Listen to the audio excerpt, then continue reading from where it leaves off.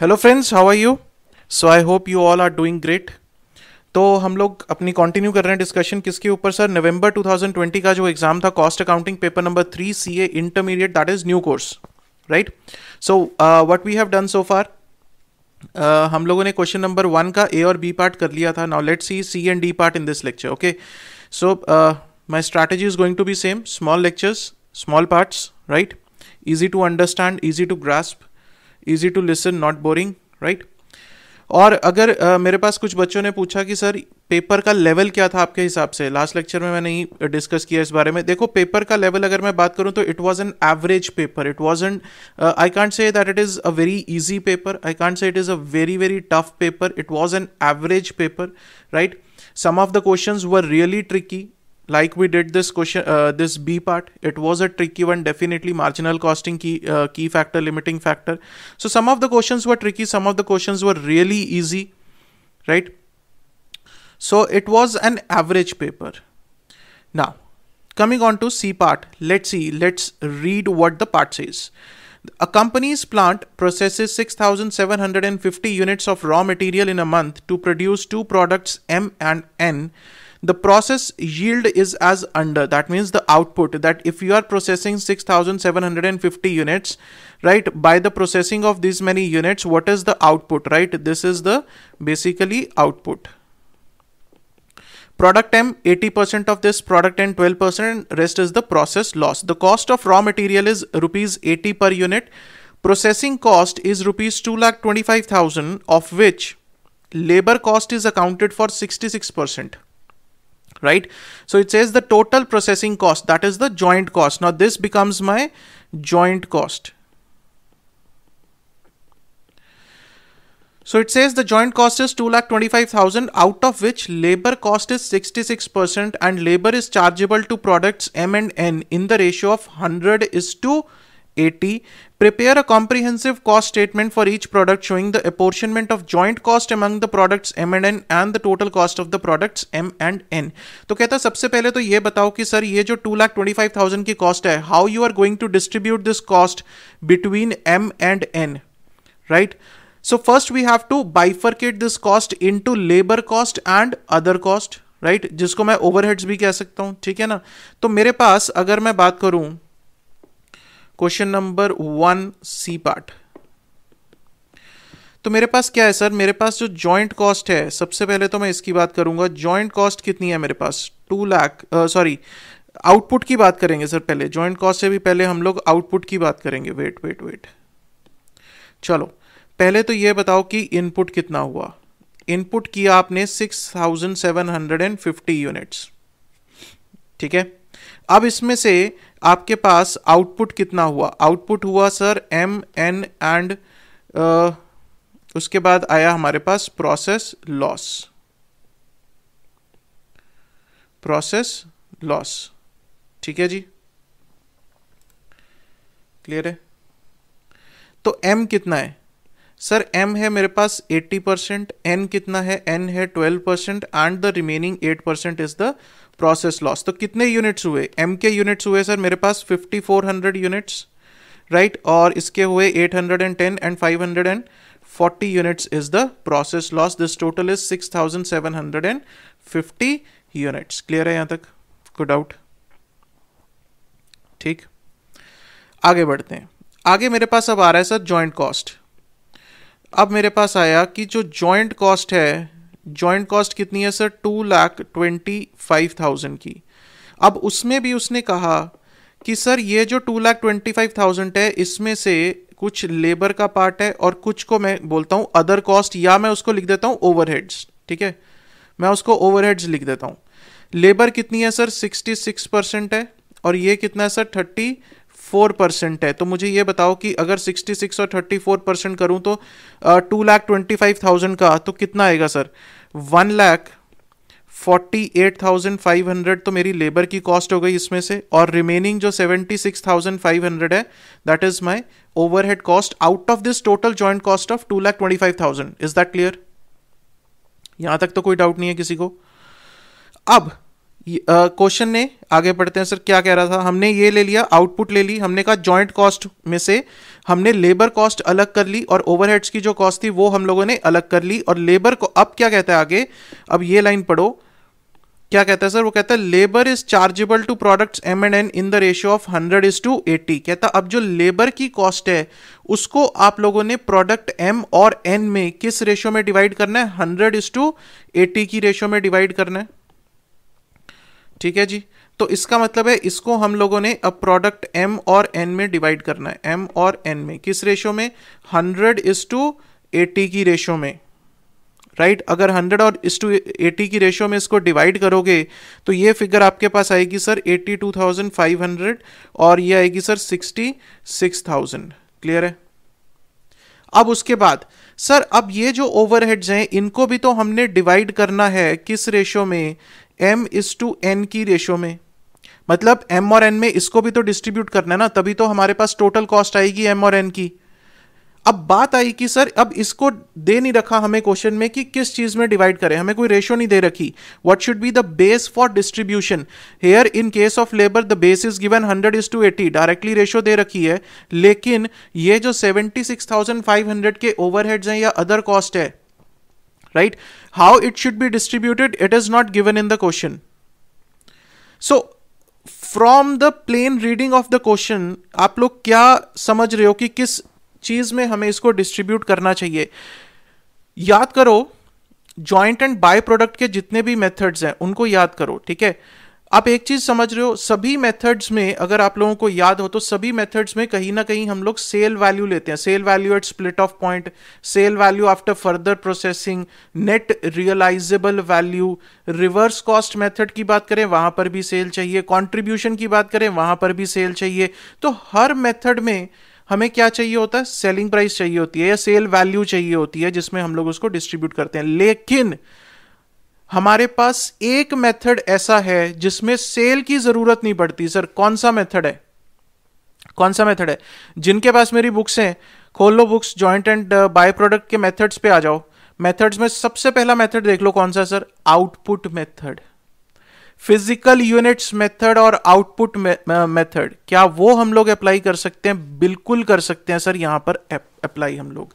तो क्या करेंगे इसको, अब इसकी जो डिस्ट्रीब्यूशन है ये 76,500 की डिस्ट्रीब्यूशन है, किस रेशियो में करेंगे सर? जिस रेशियो में ये एम और एन की आउटपुट है, दैट इज 5400:810 की रेशियो, राइट। या इसको मैं और क्या बोल सकता हूं, 20:3 की रेशियो। अगर इसको सिंप्लीफाई करोगे तो 20:3 की रेशियो बनेगी, और ये जो आएगा आपके पास फिगर जो आएगी पॉइंट्स में आएगी सर, मैंने इसको राउंड ऑफ कर दिया है, 66,522 की कॉस्ट आ गई, और यहां पे आपके पास आ गई 9,978 की कॉस्ट। ठीक है, तो ये आपके पास पूरा एक फ्लो चार्ट बनता है। इसको आप लोग इसको एक स्टेटमेंट फॉर्म में प्रेजेंट करो, दैट इज फाइन। मैंने इसको एक फ्लो चार्ट फॉर्म में करवाया है सो दैट आप लोगों को अच्छे से समझ में आ जाए कि सर क्वेश्चन कहना क्या चाह रहा है, राइट। तो उसने यही मांगा था कि सर जो हमारी कॉस्ट है, जो हमारी जॉइंट कॉस्ट है, उसको हम लोग किस तरह से डिस्ट्रीब्यूट कर रहे हैं। सर जो लेबर थी उसको 100:80 की रेशियो में कर दिया, और बाकी के जितने ओवरहेड्स थे उसको हम लोगों ने 20:3 की ratio, that is physical output की रेशियो में किया, राइट। तो इसको किस रेशियो में किया हम लोगों ने, फिजिकल आउटपुट की रेशियो में हम लोगों ने इसे डिस्ट्रीब्यूट किया है। ठीक है, उसके बाद उसने कहा कि सर हमें टोटल कॉस्ट निकाल के दो, total cost for the product M and N, right. तो कैलकुलेशन ऑफ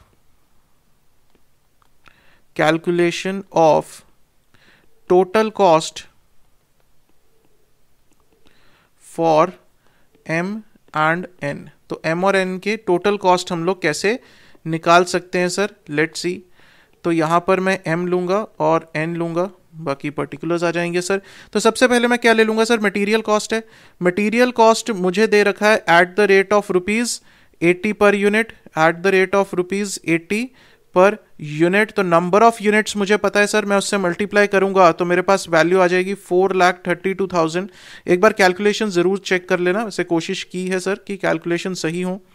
उसके बाद लेबर की कॉस्ट हम लोगों ने डिस्ट्रीब्यूट की थी सर, लेबर की कॉस्ट यहां से आएगी 82,500 एंड 66,000, 82,500 एंड 66,000 और उसके बाद जो मेरे पास ओवरहेड्स हैं या अदर कॉस्ट है जो जॉइंट कॉस्ट मैंने डिस्ट्रीब्यूट की थी that is 66,522 and 9,000 wait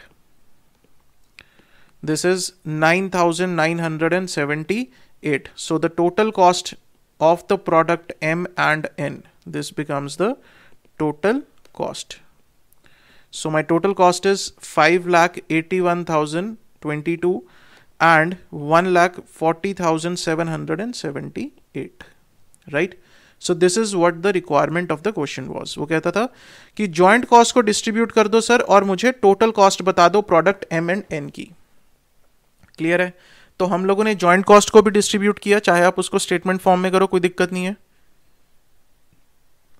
right मैंने सिर्फ समझाने के लिए आपको एक फ्लो चार्ट फॉर्म में करवाया वैसे एक स्टेटमेंट फॉर्म में उसको प्रेजेंट कर दो क्योंकि उसने मांगा भी है उसने कहा कॉम्प्रिहेंसिव कॉस्ट स्टेटमेंट एक सिंपल कॉस्ट स्टेटमेंट कहता बना दो सर कोई दिक्कत नहीं है ठीक है जी क्लियर है यहां तक कोई डाउट किसी को तो ये था हमारे पास क्वेश्चन नंबर 1 का सी पार्ट ठीक चलें आगे चलो सर आ जाओ डी पार्ट पे सी पार्ट इज डन आ जाओ डी पार्ट पे अब डी पार्ट क्या कहते हैं W Limited undertook a contract for rupees 5 lakh on 1st of July 2019 on 30th of June 2020 that is after 1 year when the accounts were closed the following details about the contract were gathered material purchased 1 lakh wages paid 45,000 general expenses 10,000 materials on hand 25,000 that is the closing stock of material right wages accrued 5,000 that is wages outstanding जो हमने पे करनी थी अभी work certified is 2 lakh cash received is 1,50,000 work uncertified is 15,000 बहुत बढ़िया sir the above contract contained escalation clause which read as follows in the event of increase in the prices of material and rate of wages by more than 5% अगर 5% से ज़्यादा का increase होता है the contract price would be increased accordingly by 25% of the rise in the cost of material beyond 5% in each case वो कहता है कि अगर जो मटेरियल है और वेजेस है उसमें 5% से ज्यादा की वेरिएशन होती है तो एस्केलेशन क्लेम कितना बनेगा 25% ऑफ व्हाट इज बियॉन्ड 5% 5% से ऊपर जितना क्लेम है राइट उसका 25% हम लोग आपको एस्केलेशन देंगे It was found that since the date of signing the agreement, the prices of material and wage rates increased by 25%. वो कहता है हमें यह पता चला है कि सर जब हमने कॉन्ट्रैक्ट किया था तब से लेकर अकाउंट्स क्लोज करने की डेट तक 25% का इंक्रीज था The value of the work certified does not take into account the effect of above clause. Calculate the value of work certified after taking into effect the escalation clause as on 30th June 2020. तो कहता है जो work certified है उसमें escalation basically आपने निकालना क्या sir यहां पर एस्केलेशन क्लेम निकालना है ठीक है क्या निकालना है एस्केलेशन अब मजेदार बात बताऊं सर ये जो क्वेश्चन था मैंने यूट्यूब पे करवाया क्या था सर होमवर्क दिया था मैंने राइट एस्केलेशन क्लेम का जब मैंने टॉपिक करवाया था same question without altering the figures भी सेम है सर फिगर्स भी चेंज नहीं की इंस्टीट्यूट ने सेम फिगर्स थी राइट अब इस केस में क्या करूंगा मैं सबसे पहले तो बनाऊंगा कॉन्ट्रैक्ट अकाउंट सब कुछ छोड़ो सर सबसे पहले तो कॉन्ट्रैक्ट अकाउंट पे आ जाओ क्वेश्चन नंबर 1D आप लोगों के पास क्वेश्चन तो सामने हो गई राइट तो ये मैं मान के चल रहा हूं कि आप लोगों के पास क्वेश्चन जो है वो सामने रखा हुआ है मैं बार बार क्वेश्चन नहीं दिखाऊंगा राइट तो मैं सबसे पहले क्या प्रिपेयर करने जा रहा हूं मैं प्रिपेयर करने जा रहा हूं सर कॉन्ट्रैक्ट अकाउंट एक सिंपल ठीक तो कॉन्ट्रैक्ट अकाउंट की अगर बात करें तो मेरे पास क्या आएगा सबसे पहले तो उसने कहता है जी मटेरियल आपने बाय किया मैंने कहा बिल्कुल किया सर मटेरियल बाय किया मैंने कितने का 1 लाख का ठीक है उसके बाद वेजेस आ गई मेरे पास वेजेस कितनी है सर 45,000 तो जो पे कर दी प्लस 5,000 जो मेरे पास आउटस्टैंडिंग वेजेस है वो भी इसी साल की है तो मैं वो भी तो कंसिडर करूंगा ना बिल्कुल करूंगा सर अगर इस साल का कोई भी खर्चा है तो मुझे उसी साल में उस कॉन्ट्रैक्ट अकाउंट में उसे लेना पड़ेगा राइट उसके बाद 2 जनरल एक्सपेंसेस 10,000 के जनरल एक्सपेंसेस हैं हमारे पास ठीक है और उसके बाद क्या है सर और उसके बाद क्या कुछ है सर देखना पड़ेगा हमें आ जाओ सर जनरल एक्सपेंसेस हैं हमारे पास and then material on hand है, वेजेस एक्रूड हमने ये ले लिया सर, ये ले लिया, वेजेस एक्रूड ले लिया, जनरल एक्सपेंसेस ले लिए, राइट। तो हमारे पास क्या आया, मटेरियल ऑन हैंड 25,000 है, वर्क सर्टिफाइड दे रखा है 2 लाख का, वर्क अनसर्टिफाइड दे रखा है हम लोगों को, ठीक है जी। तो कैश रिसीव्ड दे रखा है सर, उसका कोई रोल नहीं है, चलो उसको भी छोड़ देते हैं हम लोग, ठीक है। आ जाओ सर, कहाँ गया, ये रहा सर। तो यहाँ पे मेरे पास क्या आएगा, by material in hand, right, कितना 25,000, this is the closing stock, ठीक है जी। बाय WIP में मेरे पास क्या आएगा, दो चीज़ें आएंगी, वर्क सर्टिफाइड कितना है मेरे पास 2 लाख का है, और वर्क अनसर्टिफाइड कितना है मेरे पास, वर्क अनसर्टिफाइड इज 15,000, क्लियर है। अब मुझे क्या चाहिए सर, मुझे चाहिए एस्केलेशन क्लेम, कि एस्केलेशन क्लेम कितना बनता है। आ जाओ, अब उसके लिए मैं बनाता हूं working note, calculation of escalation claim, calculation of escalation claim, right. चलो सर, कैसे करेंगे हम लोग, पर्टिकुलर्स, टोटल इंक्रीज लूंगा मैं, कि टोटल कितना जो है वैल्यूज की इंक्रीज हुई है, right. Then I will say up to 5%, up to 5% and beyond 5%, ठीक है, अप टू 5% एंड बियॉन्ड 5%। तो सबसे पहले मैं बात करूंगा मटेरियल की, ठीक है। कितना मटेरियल, सबसे पहले तो मुझे यह बताओ कि सर मटेरियल यूज कितना हुआ, क्योंकि मैं अगर कुछ क्लेम कर रहा हूं, राइट, अगर मैं उससे पैसा मांग रहा हूं तो पैसा सिर्फ उसी चीज का मांगूंगा जितना यूटिलाइज हुआ है, राइट। अगर मेरा मटेरियल अभी यूटिलाइज ही नहीं हुआ तो मैं उसके लिए पैसा नहीं मांग सकता उससे, सिंपल सी बात है। एक कॉन्ट्रैक्टर जो है वो कॉन्ट्रैक्टी से जो पैसा मांगेगा वो सिर्फ उसी चीज का मांगेगा सर जो यूटिलाइज हुई है। अगर मटेरियल यूटिलाइज ही नहीं हुआ तो उसके लिए मैं पैसा मांग सकता हूं, नहीं मांग सकता। तो मटेरियल मैंने खरीदा कितना था, 1 लाख का, मेरे पास अभी पड़ा कितना है, मेरे पास अभी 25,000 का तो पड़ा है सर। तो रिमेनिंग 75,000 इसका 20, अब ये क्या हुआ सर, 25% से इंक्रीज हुआ, ठीक है ना। तो इसको मैं करूंगा सर 25/125, क्यों, क्योंकि उसने कहा था जब से किया था सर तब से हमारे पास कितना इंक्रीज था, 25% का इंक्रीज था। रुको सर दिखाता हूं अभी लो सर, ये अब 30 जून की सारी फिगर्स हैं, ठीक है ना, 30 जून की उसने फिगर्स दी हैं कि ये मटेरियल था, और उसने कहा था जब एग्रीमेंट हुआ था तब से 25% का इंक्रीज हो चुका है। तो इंक्रीज कितना हुआ, तो मैंने कहा अगर 125% की वैल्यू जो है वो 75,000 है तो 25% की वैल्यू कितनी है, इंक्रीज कितना हुआ होगा, टोटल इंक्रीज हुआ होगा 15,000 का, राइट। जो वैल्यूज दे रखी हैं वो आपको 30 जून की दे रखी हैं, मतलब कि आफ्टर इंक्रीज ऑफ 25%। तो अगर आफ्टर इंक्रीज अगर वो 125% है तो 25% कितना हुआ, 15,000। अब अप टू 5% कितना है सर, अगर ये 25 था, 5% तक का कितना है, 3,000 है, और बियॉन्ड 5% कितना है, 12,000। क्यों, क्योंकि क्वेश्चन कहता है सर अप टू अगर 5% तक का इंक्रीज है तो कोई क्लेम नहीं मिलेगा, लेकिन जो 5% के बियॉन्ड 5% के बियॉन्ड जितना इंक्रीज है उसके लिए हम आपको एस्केलेशन क्लेम देंगे। तो इसका मतलब है जो एस्केलेशन क्लेम मिलेगा सर वो सिर्फ इस फिगर के लिए मिलेगा, इसके लिए उसे कोई एस्केलेशन क्लेम नहीं मिलने वाला, राइट। इसीलिए हम इसको क्या कर रहे हैं, बाइफरकेट कर रहे हैं, ठीक है। उसके बाद ये तो बात हुई सर मटेरियल की, उसके बाद मेरे पास क्या आया सर, उसके बाद मेरे पास आ गया वेजेस।